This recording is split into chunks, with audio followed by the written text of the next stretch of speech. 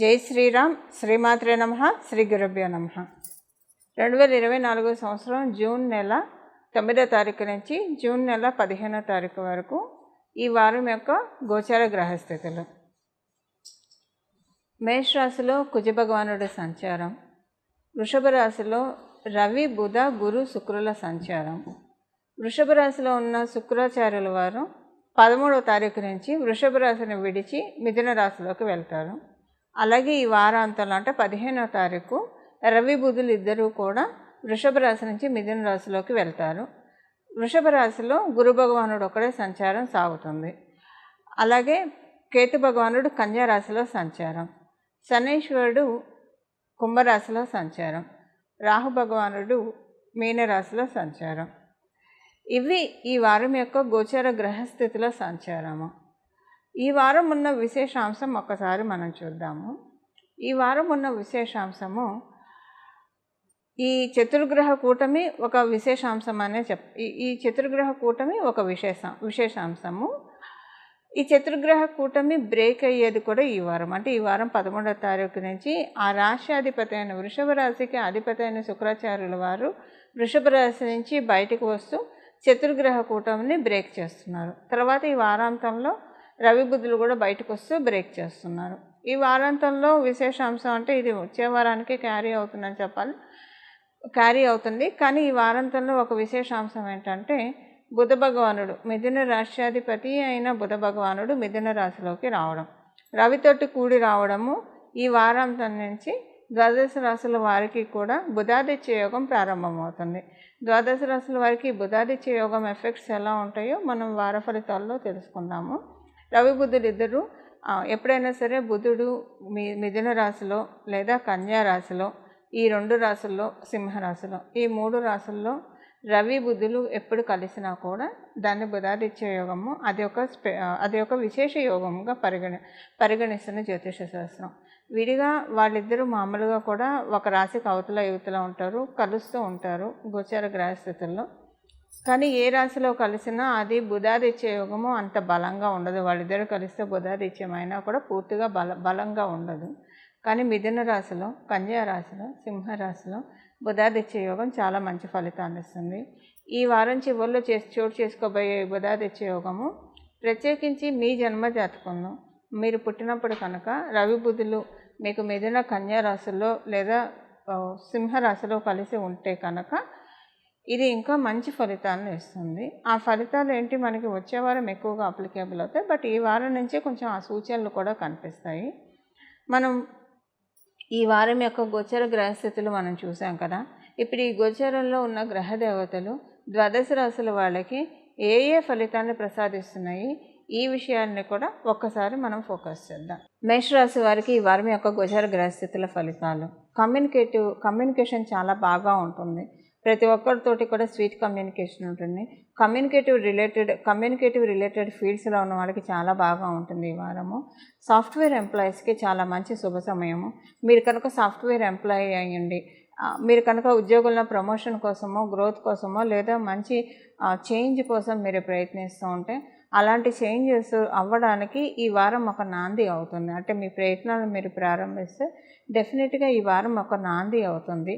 మీరు చేసే ప్రతి ప్రయత్నము కూడా మార్పు కోసం మీరు చేసే ప్రతి ప్రయత్నం కూడా అంటే కరెక్ట్గా వెళ్తుంది. మీరు అనుకున్నట్టు ప్లాన్డ్గా వెళ్తారు. చాలా బాగా సిస్టమేటిక్గా మీరు అనుకున్న మార్పులన్నీ కూడా మీరు చూడగలుగుతారు. కమ్యూనికేటివ్ రిలేటెడ్ ఫీల్డ్స్లో ఉన్న వాళ్ళకే కాకుండా బిజినెస్ చేసే వాళ్ళకి కూడా, ఎందుకంటే బిజినెస్ చేసే వాళ్ళకి వ్యాపారస్తులకి ప్రధానంగా వ్యాపార దక్షత కావాలి. ఈ వ్యాపార దక్షతలో భాగంగా ఒకటి కమ్యూనికేషన్ ఎంత బాగా ఉంటే వాళ్ళ బిజినెస్ అంత, అంటే క్వాలిటీ ప్రొడక్ట్ డెలివరీ చేయడము, ఇన్ టైం సర్వీసు, వ్యాపార దక్షత మరియు కమ్యూనికేషన్, ఈ 3 కూడా చక్కటి వ్యాపార దక్షతగా పరిగణింపబడతాయి. అందులో ఈ వారము కమ్యూనికేషన్ ఫీల్డ్స్ చాలా బాగా ఉండడం వల్ల వ్యాపారస్తులందరికీ కూడా ఈ వారం చాలా శుభకరంగా లాభకరంగా ఉంటుంది. సంతానానికి సంబంధించి చాలా మంచి శుభ సమయం ఈ వారము. సంతానము గ్రోత్ అభివృద్ధి చాలా బాగా ఉంటుంది ఈ వారము. అలాగే మీరు ఏదైనా రాతకోతలు పనులు పెట్టుకోవాలంటే ఈ వారాంతం నుంచి పెట్టుకుంటే బాగా ఉంటుంది. మీరు ఏదైనా ప్రాపర్టీలు కొనాలన్నా రాతకోతల పనులు ఏవైనా సరే ఈ వారాంతం నుంచి కనుక మీరు ప్రారంభిస్తే, అంటే శనివారం తర్వాత నుంచి ప్రారంభిస్తే, శనివారం అయినా పెట్టుకుంటే కూడా చాలా బాగా ఉంటుంది. మీరు అనుకున్నదంతా కూడా ఈ రాతకోతల పనులన్నీ కూడా చాలా బాగా అవుతుంది. కవిత్వం రాసేవాళ్ళు, రైటర్స్, స్క్రిప్ట్ రైటర్స్, వీళ్ళందరికీ కూడా ఈ వారం చాలా మంచి శుభకాలంగా ఉంది. ప్రత్యేకించి యూత్కి చాలా బాగా ఉంది ఈ వారం నుంచి. మీరు మేషరాశిలో పుట్టి యూత్ అయితే కనుక డెఫినెట్గా మీకు చాలా బాగా ఉంటుంది ఈ వారము. మంచి సత్ఫలితాలు వస్తాయి. అంటే సీనియర్ సిటిజన్స్కి కావచ్చు, లేదా మిడిల్ ఏజ్డ్ పర్సన్స్కి బాగా ఉండదని కాదు, ఒక బఫరు ప్లస్ యూత్కి చాలా బాగా ఉంది మేషరాశిలో పుట్టిన వాళ్ళందరికీ కూడా. ఇవి ఈ వారం యొక్క ఫలితాలు మేషరాశిలో పుట్టిన వాళ్ళందరికీ. ఇవి ఈ వారం యొక్క గోచర గ్రహస్థితులు ద్వాదశ రాశుల వాళ్ళకి ప్రసాదించే ఫలితాలు, మీ రాశి వాళ్ళకి ప్రసాదించే ఫలితము. అయితే పరిహారం ఈ వారం చేసుకోవాల్సిన పరిహారము. ఈ వారం సూర్యనారాయణమూర్తి ప్రసన్నతని చేరుకోవడానికి సులభమైన మార్గము. అంటే మీరు ఏమన్నా ఆరోగ్య సమస్యలతో బాధపడుతుంటే, ప్రత్యేకించి రెస్పిరేటరీ ప్రాబ్లంతో ఎవరైతే బాధపడుతూ ఉంటారో, స్కిన్ ఎలర్జీ తోటి, స్కిన్ ఇష్యూస్ తోటి ఎవరైతే బాధపడుతూ ఉంటారో వారికి ఈ వారం చేసుకోబోయే రెమెడీ చాలా చక్కగా ఉపకరిస్తుంది. కొంతమందికి పిగ్మెంటేషను, ఊరికే ట్యాన్ అయిపోతూ ఉంటుంది స్కిన్. ఇలాంటి ప్రాబ్లమ్స్ ఫేస్ చేస్తున్న వాళ్ళకి కూడా ఈ వారం చేసుకునే రెమెడీ, అంటే వచ్చే వారం కూడా సేమ్ రెమెడీ అప్లికేబుల్ చేయాలి, చేస్తే చాలా మంచి ఫలితాలు ఉంటాయి. ఆరోగ్యానికి సంబంధించిన ఇబ్బందులు ఏవైనా సరే త్వరితగతిన బయటపడడానికి ఈ బుధాదిత్య యోగం ద్వాదశ రాశుల వాళ్ళకి కూడా సహకారంగా ఉంది. ఇప్పుడు మనం చేసుకోవాల్సిన పరిహారం ఏంటంటే, అంటే మనం ఫలితాలు చూసాం, ఏ రెమెడీ అంటే ఏ ఫలితాలు, ఏ ఇబ్బందులు ఉంటే ఈ రెమెడీ చాలా బాగా పనికొస్తుందో, అలాగే ఆర్థిక పరంగా కూడా కొన్ని మంచి అనుకూలతను చూడటానికి చక్కటి అవకాశం ఉంటుంది. మీ జన్మజాతకంలో బుధాదిత్య యోగం ఉంటే చాలా బాగా అవకాశం ఉంటుంది. మీ జన్మజాతకంలో బుధాదిత్య యోగం లేకపోయినా కూడా మనకి భగవంతుడు గోచారంలో యోగాలను అందుకనే ఇస్తారు. మన జన్మజాతకంలో ఉన్న యోగాలు అయితే అవి ఎలానూ, అంటే అవి యాక్టివేషన్ పాయింట్ వచ్చినప్పుడు యాక్టివేట్ అవుతాయి.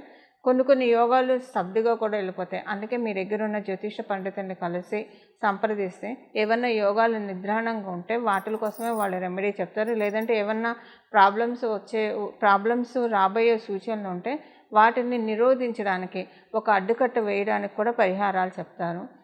పరిహారాలు తెలియచెప్తూ ఉంటారు అందరికీ. అయితే ఇప్పుడు ఏంటంటే ఇదంతా ఎందుకు చెప్తున్నానంటే, గోచారంలో ఉన్న యోగాలన్నీ కూడా క్యాచప్ చేయడానికి మన జన్మజాతకంలో 300 పైన యోగాలు పరాశర సంహితలో తెలియపబడ్డాయి. అన్ని యోగాలు ఎవరి చాట్లో ఒక ఏకకాలంలో ఉండవు. అలా ఉంటే అందరం కృష్ణ పరమాత్మలో, రామచంద్రమూర్తిలో అయిపోతాము. సో ఒక భగవంతుడికే యోగాలతో పుడతారు.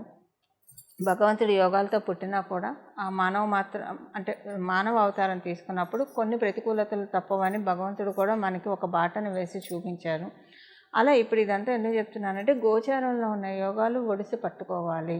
దానికోసమే మనం గోచారం యొక్క ఫలితాలు, వార ఫలితాలే కానివ్వండి, సంవత్సర ఫలితాలే కానివ్వండి, ఇలాంటివి ఉగాది రాశి ఫలితాలు, ఇలాంటివి మన జాతకంలో లేని యోగాల్ని ఒడిసి పట్టుకోవడానికి, మనం ఒక్కొక్కసారి మన జాతకంలో ఉన్న అవయోగాల్ని క్యాన్సిలేషన్ చేయడానికి కూడా గోచారం ఉపయోగపడుతుంది.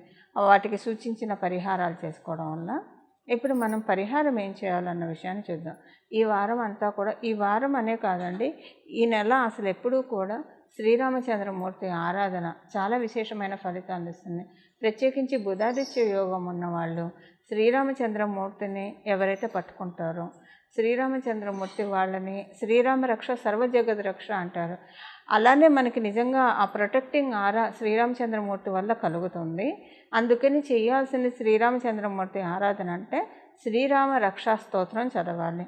అయితే దీనికి ఒక పద్ధతి ఉంది. శ్రీరామ రక్షా స్తోత్రం మొదట చదివి తర్వాత హనుమాన్ చాలీసా ఎవరైతే 3 సార్లు చదువుతారో, హనుమంతుడు మన జీవితంలో ఎలాంటి ఇబ్బందులు లేకుండా, ఒడిదుడుకులు లేకుండా చక్కగా వెళ్ళడానికి మనలో ఒక కరేజ్ని నింపుతారు, ఒక మంచి డ్రైవ్ని ఇస్తాడు. ఏ పని చేయాలన్నా చేద్దాంలే, అసలు ఈ పనికి మనం ఫిట్టా అన్ఫిట్టా ఇలాంటి ఆలోచనలు లేకుండా హనుమంతుడు మనకి మంచి కరేజ్ని ఇస్తాడు. శత్రుబాధలు ఇలాంటివి ఏమన్నా ఉంటే వాటిల నుంచి మనల్ని తీసుకొచ్చి పక్కన కూర్చోబెడతాడు. అంటే వాటి నుంచి మనల్ని బయటపడేస్తాడు. ఎలాగైతే సంజీవిని పర్వతం తెచ్చి లక్ష్మణ స్వామిని కాపాడిన అమృతమూర్తి హనుమంతుడు, ఈ గోచారంలో ఉన్న బుధాదిత్య యోగానికి సంబంధించిన ఈ పరిహారం చేసుకోవడం వల్ల మన జీవితంలో హనుమంతుడు కనిపించడము, హనుమంతుడు మనకి ప్రొటెక్షన్ చేస్తున్నట్టు కలలో కావచ్చు. నిజంగా మీరు వెళ్తుంటే ఈ పరిహారం చేసుకోవడం మొదలుపెట్టిన తర్వాత మీరు వెళ్తుంటే డెఫినెట్గా మీకు పంచముఖ హనుమంతుడు దర్శనం ఇచ్చే తీరుతాడు. అది ఒక గుళ్ళో కావచ్చు, మీరు రెగ్యులర్గా వెళ్ళే ప్రదేశంలో అప్పటిదాకా మీరు చూడని హనుమంతుడిని చూడవచ్చు. పంచముఖ హనుమంతుడు కావచ్చు, పెద్ద విగ్రహంతో ఉన్న హనుమంతుడు కలలో కావచ్చు, నిజంగా కావచ్చు దర్శనం ఇచ్చే తీరుతాడు. ఎందుకంటే చిరంజీవి కాబట్టి. ఈ గోచరంలో యోగాన్ని మనం ఒడిసి పట్టుకుంటే ఆ శ్రీరామ రక్షా స్తోత్రం చదవడము, తర్వాత 3 సార్లు హనుమాన్ చాలీసా చదవడం. ఇది ఇప్పుడు యోగం లేకపోయినా కూడా మీరు చేసుకుంటే హనుమంతుడు పలుకుతాడు. కాకపోతే మనం అనుకుంటాం కదా కాలం కలిసి రావాలని. కాలం ఎప్పుడు కలిసి వస్తుంది? గోచారంలో గ్రహదేవతలు మనల్ని దీవిస్తేనే కాలం కలిసి వస్తుంది. అలా కలిసి వచ్చే కాలమే ఈ బుధాదిత్య యోగం ఈ వారాంతం నుంచి మొదలు కాబోతుంది. అందువల్ల ఎవరూ కూడా భక్తులందరూ జార విడవకుండా శ్రీరామ రక్షా స్తోత్రం ఒకసారి చదువుకోవడం, దాంతోపాటు దానికి ప్లస్గా 3 సార్లు హనుమాన్ చాలీసా చదువుకోవడం వల్ల హనుమంతుడు మీకు కనిపించే తీరుతాడు, పలికే తీరుతాడు. ఈ పరిహారం చేసుకొని శ్రీరామచంద్రమూర్తి ఆశీస్సులు మరియు హనుమంతుడి పరిపూర్ణ ఆశీస్సులు మీరందరూ కూడా అందుకోవాలని చెప్పి నేను కూడా ఆశిస్తూ, మీ అందరి తరఫున నేను కూడా శ్రీరామచంద్రమూర్తిని హనుమంతుడిని ప్రార్థిస్తూ మంగళం. నమో భగవతే వాసుదేవాయ.